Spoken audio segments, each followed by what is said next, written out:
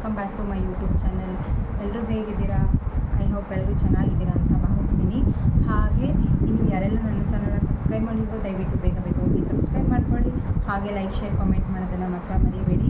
So S, ತಮ್ಮದು ತಮ್ಲೈನ್ ನೋಡಿಕೊಂಡ್ರೆ video ಒಳಗಡೆ ಬಂದಿರ್ತೀರ ನೀವು ಅಂತ.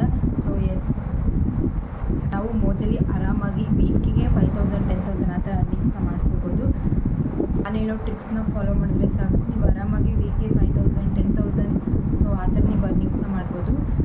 ಎಸ್, ಮೋಜ್ ಅಪ್ಲಿಕೇಶನ್ ಬಂದು ಒಂದು ಆನ್ಲೈನ್ ಅರ್ನಿಂಗ್ ಆ್ಯಪ್ ಅಂತಲೇ ಹೇಳ್ಬೋದು. ನಾವು ಅದರಲ್ಲಿ ಆರಾಮಾಗಿ ಅರ್ನಿಂಗ್ಸ್ನ ಮಾಡ್ತಾ ಹೋಗ್ಬೋದು.